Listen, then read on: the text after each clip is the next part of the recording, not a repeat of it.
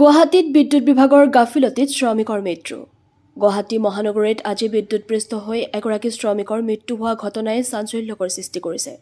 একাংশ ৰাইজে বিদ্যুৎ বিভাগৰ চৰম গাফিলতিৰ বাবে এই ঘটনা সংঘটিত হোৱা বুলিও মন্তব্য কৰিছে।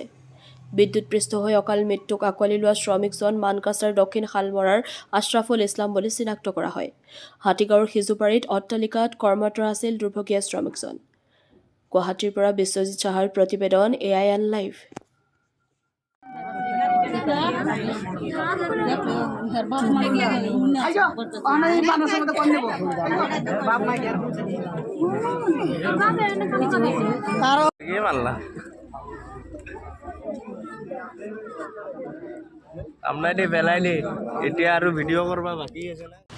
শুভ সংবাদ, ৰাইজৰ আশীৰ্বাদত শীঘ্ৰেই ছেটেলাইট চেনেললৈ ৰূপান্তৰ ঘটিব AIN লাইভ। মুক্ত কণ্ঠ আমাৰ লক্ষ্য।